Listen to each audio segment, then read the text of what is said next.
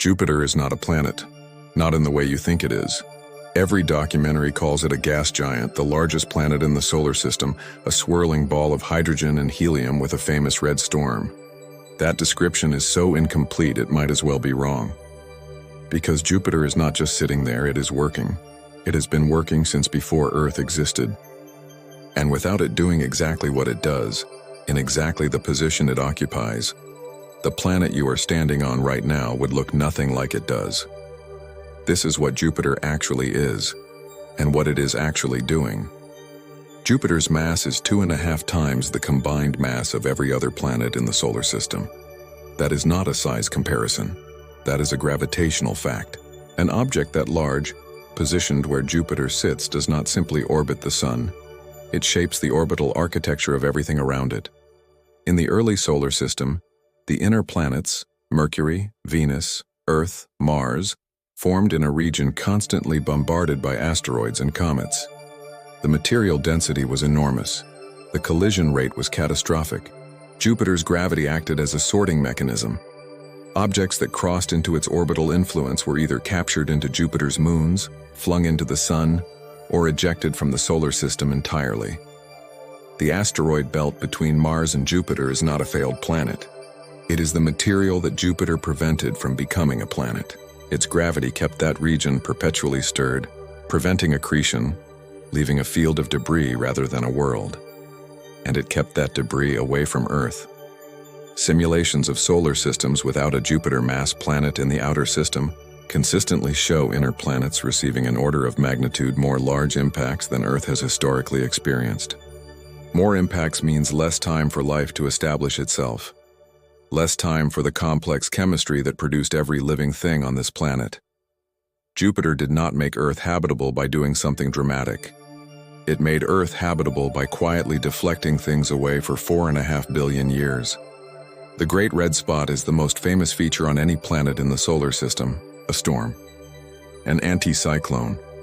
A rotating high-pressure system visible from Earth with a backyard telescope. It has been observed continuously since 1831. Some historical records suggest it may have been documented as far back as 1665. That is a storm that has been running for potentially 350 years. Earth's most powerful hurricanes last 2 to 3 weeks before dissipating. The Great Red Spot is larger than Earth. Winds at its outer edge exceed 400 kilometers per hour. The pressure differential between its center and the surrounding atmosphere would instantly destroy any aircraft designed for Earth's conditions. And it is shrinking. In the 19th century, it measured roughly 40,000 kilometers across. Current measurements put it closer to 14,000 kilometers. It is still larger than Earth, but it is compressing, intensifying. The shrinking storm is becoming taller as it loses width, like a spinning top that has been pushed. Where it will stabilize, or whether it will eventually dissipate entirely, is one of the genuinely open questions in planetary science. The Great Red Spot may be gone within a century. The most recognizable feature in the solar system outside of Saturn's rings is on a clock we cannot read. Jupiter has no surface. This is the detail that is hardest to genuinely absorb. There is no altitude at which you would strike ground. There is no floor. There is no shore. Descend through the cloud tops and the atmosphere grows denser, hotter, the pressure climbing with every kilometer. At roughly 14,000 kilometers down, the hydrogen surrounding you stops being a gas and becomes a liquid. Descend further, and the liquid hydrogen begins to behave like a metal. It conducts electricity. It flows with the viscosity of water. This is liquid metallic hydrogen, a state of matter that cannot exist at any pressure available on Earth's surface.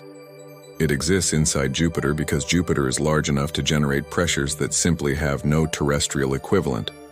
This metallic hydrogen ocean, swirling deep inside the planet, is what generates Jupiter's magnetic field, the largest planetary magnetic field in the solar system. It extends 650 million kilometers in the direction away from the Sun, past Saturn's orbit. If Jupiter's magnetosphere were visible from Earth, it would appear larger in our sky than the full moon. Jupiter has 95 confirmed moons. 4 of them, Io, Europa, Ganymede, and Callisto, were discovered by Galileo in 1610 with a telescope he built by hand. Europa has a global ocean of liquid water beneath its ice shell. The Hubble Space Telescope has detected plumes of water vapor erupting from its surface. The conditions inside Europa's ocean are comparable to the deep ocean environments on Earth, where life exists without sunlight, sustained by hydrothermal chemistry alone. Jupiter is not a gas giant in the background of the solar system. It is a gravitational shield, a weather engine, a generator of the largest magnetic field in planetary science, and the host of a moon that may harbor life in an ocean we have never visited. We have been watching it since Galileo. We have been understanding it only recently, and what the understanding keeps revealing is that the largest planet in our solar system is not an obstacle to life in this corner of the galaxy. It is one of the reasons life exists here at all. Thanks for watching. See you in the next one.